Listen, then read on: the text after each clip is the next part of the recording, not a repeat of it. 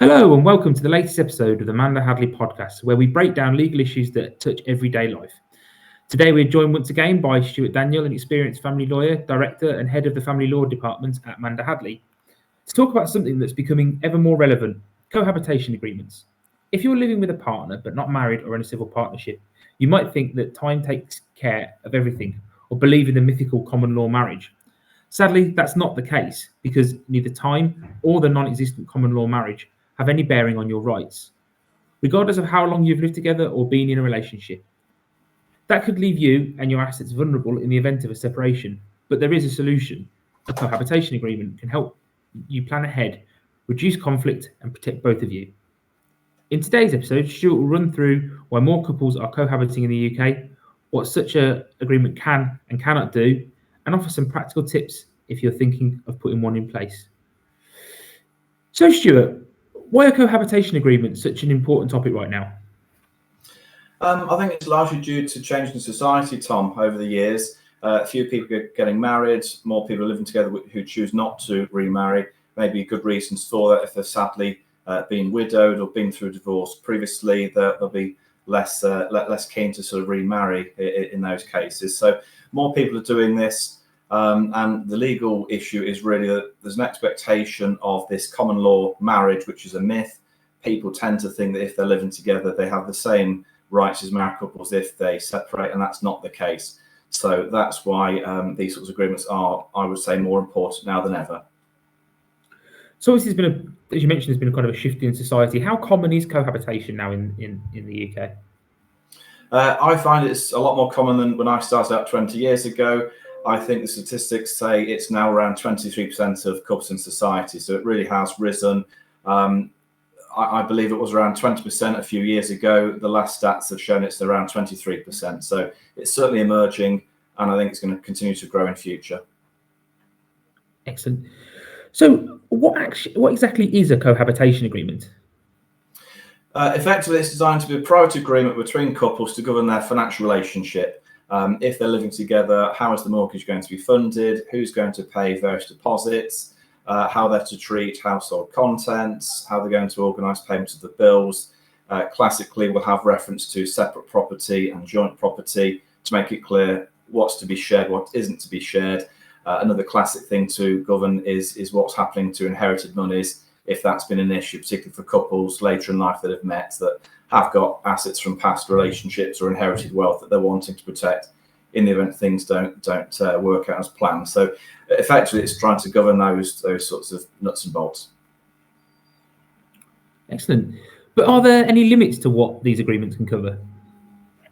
Yeah, I mean, one of the key things is that you cannot oust the jurisdiction of the court and of the relevant agency. So a classic thing I tend to see is people saying we want to have it made clear what we're going to pay in terms of child maintenance. And in some cases, people say, well, if we separate, we want no maintenance payments whatsoever. That cannot be done. The courts have got jurisdiction in limited circumstances. In most cases, the CMS, the Child Maintenance Service, which will determine how much maintenance should be paid for the children, depending upon a range of factors: how many children, how much they spend with the other parent overnight, what the salary and income is of the non-resident parent. So that sort of thing cannot go in a code of agreements. You could have a sort of broad understanding, but in terms of ousting the jurisdiction of the CMS, that cannot be done. So there are limitations to these sorts of agreements. Great. So I know that the common thing that some people say is that it feels unromantic to be putting this type of agreement in place. But why would you still recommend one to cohabiting couples? Yeah, we get that feedback a lot, and it's similar to prenuptial agreements where parties are wanting to protect assets where they are going to get married and want to safeguard against divorce proceedings. What I'd say is that, it's possibly short-term discomfort versus long-term security and peace of mind.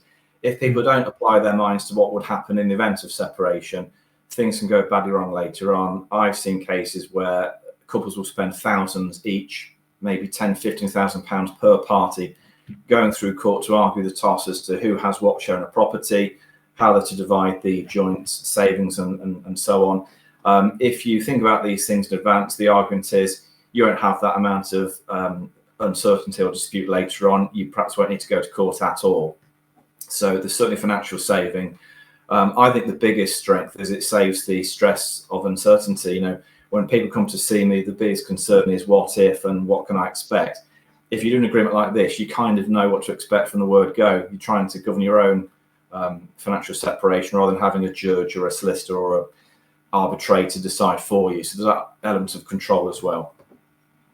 So what are the practical steps to setting up a cohabitation agreement?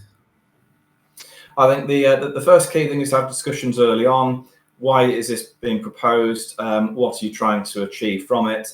The second key point I would suggest is leave enough time to have it done. If you're looking to buy property with your partner, don't wait until the week before moving day to suggest this being put forward.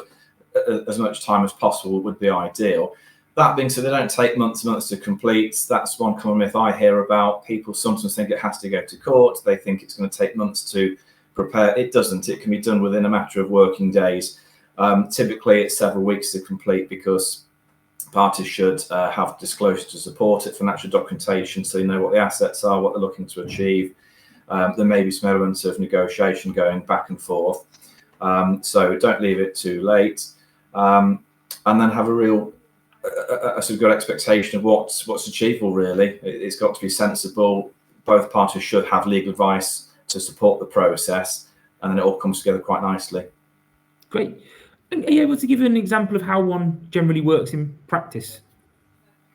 Yeah, I'd say a sort of classic example is, let's say it's a couple that have met later in life. They may have been married before, had relationship breakdowns with children.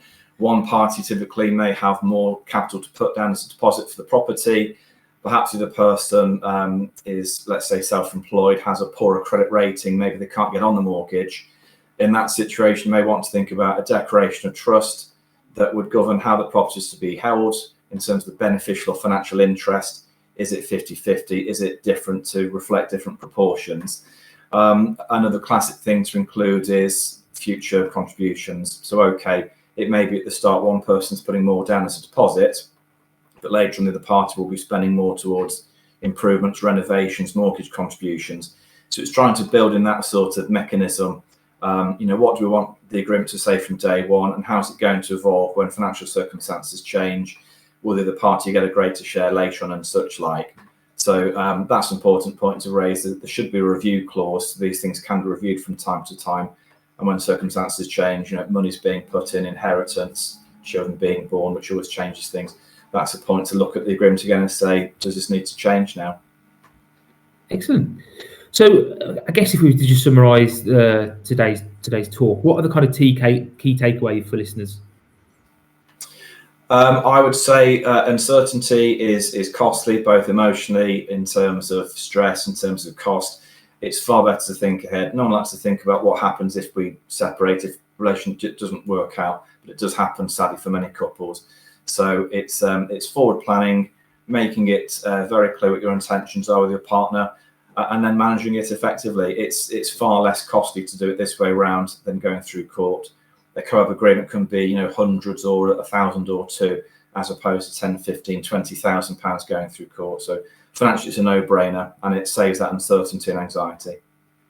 Wonderful. Thanks for joining me again today, Stuart. If you're considering a cohabitation agreement, please speak with the team at Mander Hadley to see how they can help. Details will appear on screen shortly. Thank you.